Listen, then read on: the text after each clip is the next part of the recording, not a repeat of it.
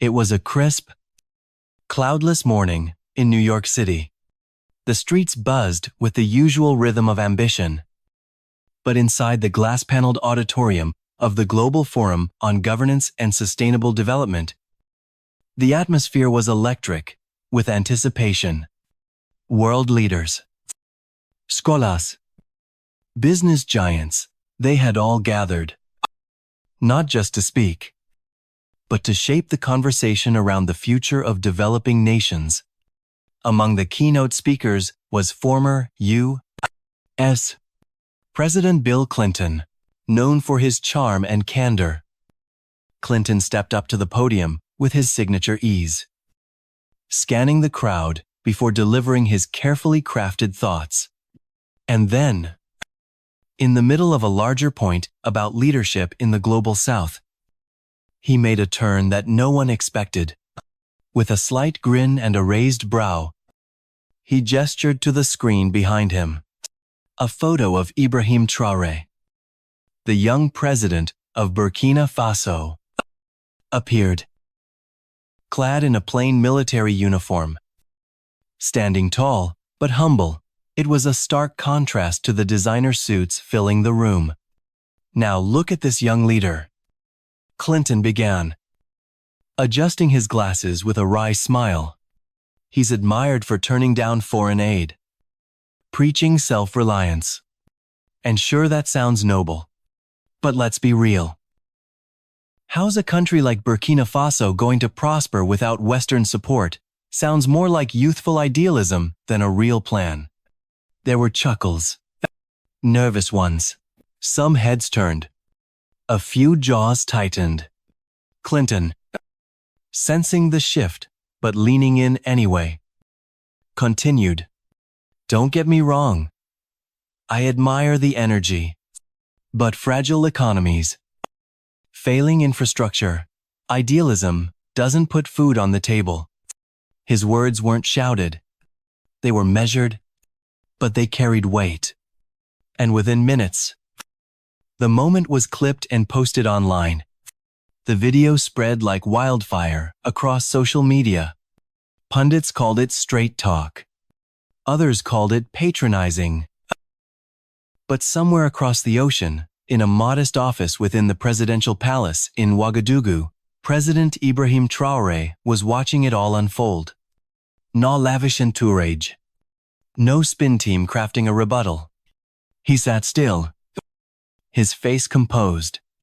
Around him, his advisors shifted uncomfortably. One aide turned to him. "I ready to speak," but Traoré raised a hand, signaling silence. He rewound the video, watched it again, then finally, in a voice that was both calm and firm, he said, "This gentleman, he doesn't understand the meaning of dignity. But perhaps it is our duty to help him learn." He didn't raise his voice. He didn't call for outrage. He called for action. And in that moment, without fury, without drama, Ibrahim Traoré made a decision that would ripple far beyond Burkina Faso. A decision that would turn a moment of condescension into a movement of global respect. Because sometimes, the most powerful response is delivered with quiet strength. In the capital city of Ouagadougou, the air was thick with heat and something else, tension. President Ibrahim Traoré sat quietly in a modest office. A far cry from the grandeur many might imagine of a head of state. No polished oak desk, no extravagant backdrops, just a plain screen, a few aides, and the now viral clip of Bill Clinton's comment playing on loop. The room was still. No one dared to speak first. On the screen, Clinton's words echoed again. "Idealism doesn't put food on the table." Some aides looked uneasy. Others were visibly frustrated. They wanted a statement, a rebuttal, a press release with bold headlines. But Traoré wasn't like other leaders. He didn't believe in theatrics. He believed in meaning. He leaned forward, elbows on the table, eyes fixed on the screen, not with anger, but with something deeper, reflection. Then, without turning away, he spoke. "This gentleman," he said slowly, "does not understand the meaning of dignity." He let that hang in the air, heavy but controlled. "But perhaps," he continued, now turning toward his team, "it is our responsibility to show him." There was no resentment in his tone, only resolve. The room came alive. Advisors nodded. Someone reached for a notebook. A plan was forming, not just a response, but a message, not just for Clinton, not just for the West, but for every young African, every farmer, every student, every doubter, whoever believed they were too small to shape their future. Traoré knew this wasn't about one man's words. It was about centuries of assumptions, about reclaiming the right to write one's own story. So, he called for a press conference. International media would be present. Local journalists too. No teleprompter. No rehearsed applause. Just the truth. As preparations unfolded, Traoré remained grounded. That night, instead of drafting lines for the cameras, he visited a local training center on the edge of the city.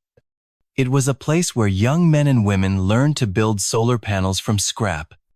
One of the trainees, barely 19, greeted him with a handshake stained by grease and ambition. "Will you watch us work, Mr. President?" the boy asked. Traoré smiled. "No," he said gently. "I came to learn." And learn he did about invention, resilience, and the quiet genius that never makes headlines. When he left, he paused at the gate, looked back at the lit-up courtyard where the students were still tinkering under lamps powered by their own hands, and said to his security detail, "Tomorrow, we speak not just for Burkina Faso. We speak for every voice that's been overlooked and every dream that's been doubted." And so, as dawn approached, the world had no idea that one of the most powerful messages of modern leadership wasn't going to be shouted from a podium. It was going to be delivered with steady eyes, a grounded heart, and a truth the world couldn't ignore. The following afternoon, the courtyard outside the presidential press hall in Ouagadougou was packed, rows of chairs filled with international journalists, government officials, community leaders, even students, sat under the unrelenting West African sun. No one knew exactly what President Ibrahim Traoré would say, but everyone felt something was coming. There were no flashy banners, no grand performance, just a single screen behind the podium and the soft hum of cameras clicking into place.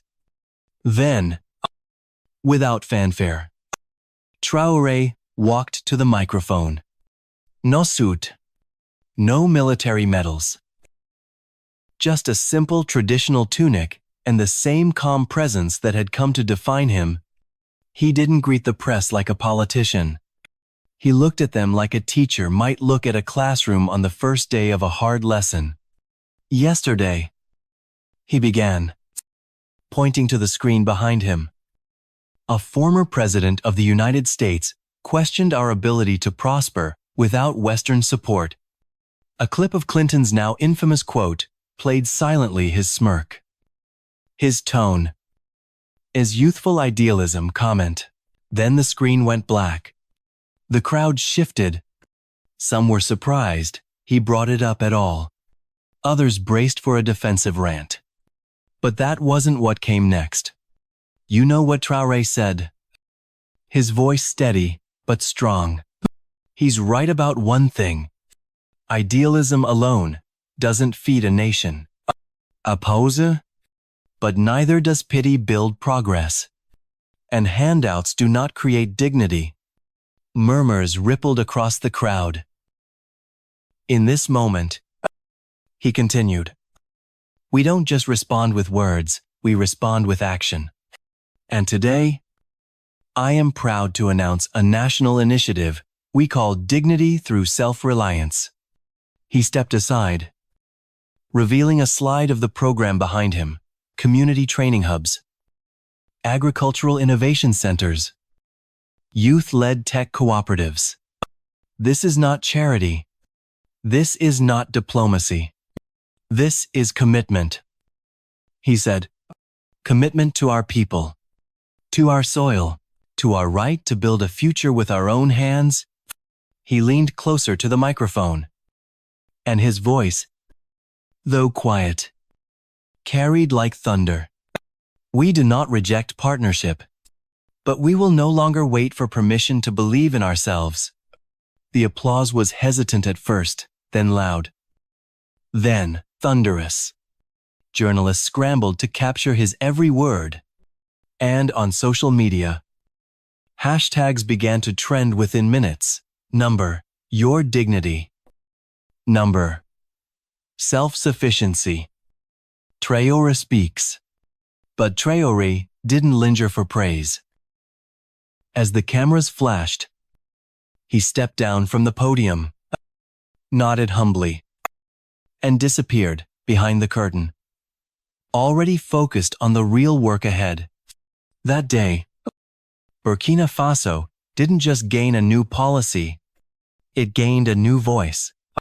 And for millions around the world, watching from screens in classrooms, villages, and city apartments, that voice whispered, a message they'd long waited to hear. You are not less. You are enough. And your future is yours to build. The press conference had ended, but the real story was just beginning. Within hours, clips of Ibrahim Traoré's speech flooded social media. It wasn't just African Twitter lighting up. It was global. From Nairobi to New York. From Paris to Port-au-Prince. People were sharing the words of a leader who didn't raise his voice, but raised a standard. Dignity through self-reliance. It wasn't just a slogan. It became a movement. Hashtags like Traoré Response, Number, Your Dignity, and Number, Africa can trended across platforms. Comment sections filled with messages of support, admiration, and something rare in international politics, hope. In Burkina Faso, the energy was electric. Ordinary citizens, farmers, teachers, students began sharing their own stories. A woman named Aissatou posted a photo of her handmade soap line with the caption, "No aid, just effort." A young boy named Soumaila filmed a short video repairing an old radio, saying, "If we can fix this, we can fix our future." Radio stations replayed the speech hourly. Schools discussed it during morning assemblies. It became more than politics. It became personal. But it didn't stop at the borders. In Ghana, a group of university students organized a live stream panel titled African Solutions for African Challenges. In Nigeria, a youth-led campaign called Value Your People launched to raise funds for local farmers and small rural businesses. In Senegal, women's cooperatives began offering free mentorship to young girls in engineering and agriculture. For the first time in a long time, an African leader's words weren't just reactive, they were contagious. They spread not because they were loud, but because they were real. Meanwhile, international media picked up the wave. The New York Times ran the headline, "Burkina Faso, President turns criticism into global movement." The BBC called it one of the most poised and visionary responses of the decade. Even in France, editorialists, some of whom had long been critical, described Traoré's speech as a masterclass in modern diplomacy. But perhaps the most unexpected reaction came from the United States. Bill Clinton, the man whose words had sparked the storm, found himself at the center of a very different conversation. While some of his supporters defended his original remarks as practical realism, many began urging him to respond. And respond, he did. In a carefully worded tweet, Clinton wrote, "Leadership isn't about never being challenged. It's about being willing to grow when you are. I look forward to learning more from President Traoré and the people of Burkina Faso." It wasn't an apology, but it was a start. Behind closed doors, Clinton's team began reaching out. A letter was drafted, an invitation to speak man to man. Leader to leader was sent. And somewhere in a quiet room in Ouagadougou, Ibrahim Traoré read that letter. He didn't smile. He didn't gloat. He simply nodded. Because he hadn't been seeking validation. He had been seeking change. And the world was finally listening. The screen flickered. A digital connection buzzed to life. And for the first time, two leaders from two very different worlds appeared face to face, not across a debate stage or through headlines, but through a quiet video call that history wasn't prepared for. On one side sat Bill Clinton, former President of the United States. In a well-lit office, lined with books and framed memorabilia. On the other side, Ibrahim Traoré, seated in a modest government room in Ouagadougou, wearing the same traditional attire he had worn at his press conference, a symbol of identity, not image. The tension wasn't heavy. In fact, it felt more human than political. Traoré was the first to speak. "Mr. President," he said with a calm, measured tone. "Your words stirred something deeper than disagreement. They reminded us of the importance of being misunderstood and still choosing to build." Clinton nodded, quietly listening. Traoré continued. "When you questioned our path, it gave us a reason to define it more clearly. And so, I thank you. Not for the criticism, but for the chance to respond with action." There was a pause. Then Clinton leaned forward. Sincerity, replacing his signature charm. "Mr. President," he replied, "I didn't expect that my remarks would become anything more than a soundbite. But you turned it into something that humbled me. And truthfully, inspired me." He looked directly into the camera. His voice lower, more grounded. "This is an honor I never imagined I'd have. If my words, careless or not, pushed something good forward, then maybe they served a purpose after all." The conversation shifted. It wasn't just about speeches anymore. It became a discussion about solar innovation, youth empowerment, agricultural sustainability, and what it truly meant to lead without dependency. Traoré shared blueprints from the Dignity Through Self-Reliance initiative. Clinton, in return, I spoke of how grassroots innovation could teach even the most advanced systems something new. And then came a moment that surprised everyone. Clinton made a commitment. "I'd like to send a team of development experts to Burkina Faso," he said. "Not to teach, to learn, to see how your people are building from the ground up. And when they return, we'll support a pilot project focused on renewable energy in rural areas led by locals. Informed by your model." Traoré didn't blink. He simply nodded with quiet respect. "Welcome," he said. "Our doors and our minds are open." The call ended not with applause, but with something more lasting: understanding. News outlets around the world rushed to cover the story. But they didn't just report on an agreement. They captured something rare. Two leaders who put aside pride, politics, and projection for the sake of progress. And across continents, viewers took away one simple truth. Sometimes, it's not the loudest voice that leads. Sometimes, it's the one that listens and then chooses to act. Back in the United States, the ripple effect of that video call hadn't just faded, it was growing stronger.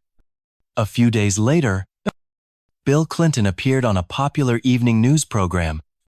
He looked different, not disheveled, not defeated, just thoughtful. The host, expecting another polished answer, leaned in. "Mr. President," she asked, "do you regret what you said about President Traoré?" Clinton exhaled slowly. Then, with surprising humility, he answered, "I made a mistake."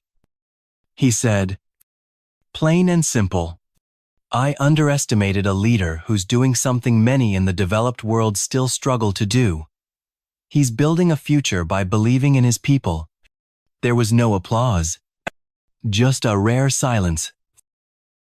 The kind that comes when truth interrupts routine. Clinton's words made headlines again. But this time, they didn't stir outrage, they sparked reflection. Commentators across networks began revisiting the original incident, not to rehash the drama, but to spotlight the dignity of the response. Op-eds shifted tone. Pundits called it a case study in how to turn tension into transformation. Back in Burkina Faso, Traoré remained unfazed by the media waves. His focus was on the ground. He visited a small rural village where the Dignity Through Self-Reliance initiative had already taken root. There, he met a woman named Fatou, soft-spoken, firm-handed, who had recently completed training in solar-powered irrigation systems. Before the program, she explained, she could barely provide for her children. Now, she wasn't just sustaining her family, she was teaching other women to do the same.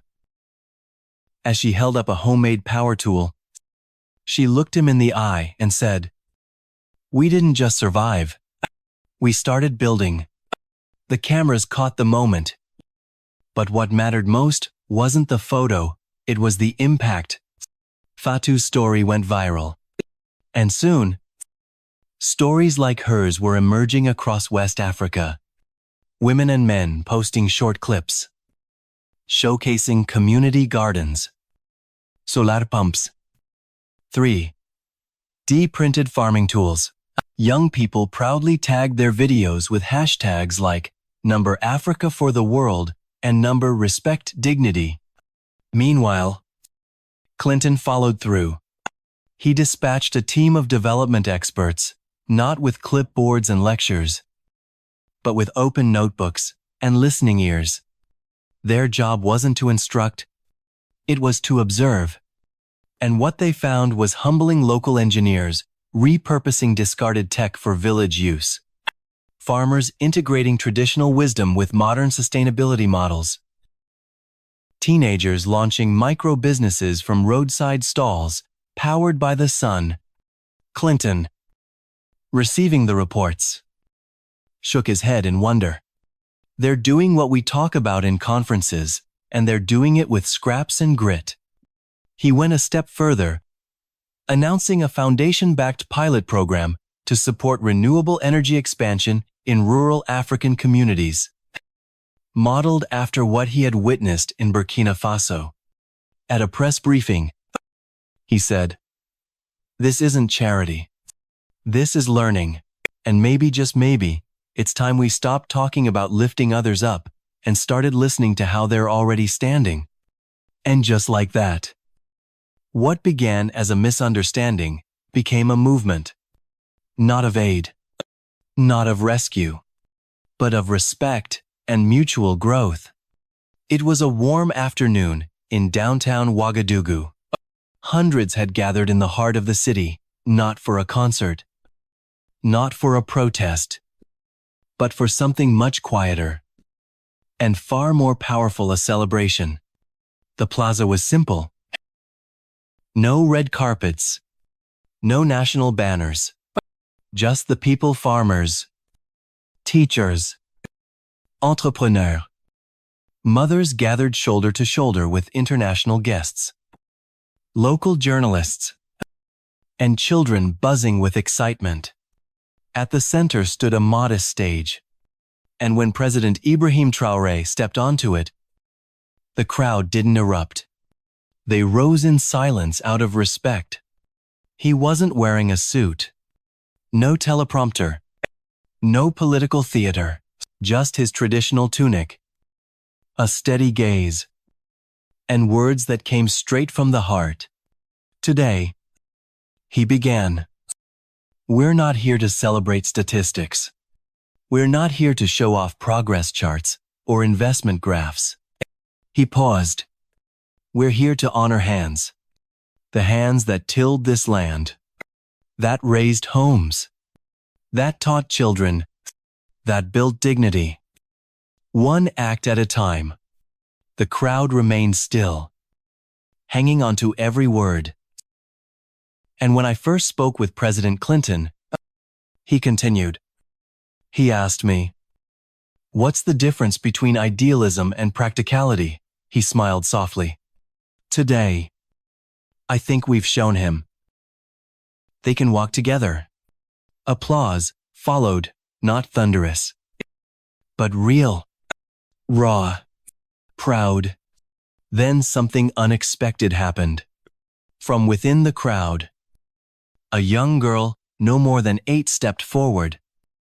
Holding a small wooden box, she climbed the steps with the help of a nearby journalist, walked up to Traoré, and offered him the gift with both hands. Inside the box was a handmade wooden sculpture, 2 human figures holding hands. Engraved at the base were the words, "Kindness unites worlds." Traoré didn't speak. He didn't need to. He held the sculpture gently, bowed his head slightly, and tucked it close to his chest. That gesture would be replayed across news networks and social media platforms for days. But what happened next was what truly mattered. As the event came to a close, Traoré stepped off the stage and approached a small family standing near the edge of the crowd. Among them was a young girl clutching a doll made of old cloth and buttons. Her name was Aisha. Her family had been one of the first to benefit from the self-reliance initiative. They now had electricity, clean water, and school access. Traoré knelt beside her and asked, "How are you adjusting to your new life?" The girl looked up shyly, then smiled. "I'm learning at school." "Mr. President," she said softly, "and now I can dream." That was it. No speech could match that. No policy could outshine that truth. Because in that moment, it was clear the real success wasn't in political praise or international partnerships. It was in the dreams of a child who now believed tomorrow belonged to her. And sometimes, that's all the proof a leader ever needs. The days that followed were quiet but not empty. In homes, classrooms, and community centers across Burkina Faso, something had changed. Not just policies, not just programs, but something deeper. The way people stood, the way they spoke, the way they believed again in what was possible. President Ibrahim Traoré didn't take a victory lap. He returned to work. Quietly, consistently, visiting villages, listening to stories, checking on irrigation systems, walking the dusty paths alongside farmers and teachers, not as a commander-in-chief, but as a neighbor. Meanwhile, The Dignity Through Self-Reliance initiative had taken on a life of its own. No longer just a national project. It became a blueprint. In neighboring countries, grassroots groups began forming their own variations centered on local solutions, sustainable development, and cultural pride. In Kenya, they called it Roots of Strength. In Togo, it became Women for Water. Across the continent, ideas were being planted like seeds, and they were growing fast. In the United States, Bill Clinton watched the updates from afar, and with each report, each headline, each photograph of a child holding a solar-powered lantern or a woman leading a farming collective, he saw something he hadn't expected to see: humility. True innovation wasn't flashy. It didn't always come with investors or big press conferences. Sometimes, it came in the form of rags turned into dolls, scraps turned into machines, pride turned into action. So, he made good on his promise. Through his foundation, Clinton launched a renewable energy partnership with a special focus on rural African communities, beginning in Burkina Faso. But this time, the model wasn't imported. It was reversed. The experts weren't there to build. They were there to learn. "We're not exporting help," Clinton told the press. "We're importing wisdom." And just like that, the narrative shifted from charity to collaboration, from lecture to listening. Back in Ouagadougou, a final ceremony was held not to mark an end, but a beginning. Traoré stood before a new generation of students, community builders, and innovators. They weren't wearing caps and gowns. They wore work boots, threadbare scarves, sun-kissed smiles. He spoke simply. "We do not need saving," he said. "We need respect." The crowd fell silent. "And we do not need permission to rise. We are already standing." At the edge of the crowd, a foreign reporter scribbled something in her notebook. Later, her article would begin with the line, "Today, in Burkina Faso, I didn't just witness a policy. I witnessed a people remembering who they are." As the sun set on the capital, casting long golden shadows across the streets, Ibrahim Traoré held the small wooden sculpture he had been gifted. "Kindness unites worlds." And in that moment, he understood what true leadership looked like. Not in applause, not in headlines, but in the quiet ripple of dignity echoing across the world.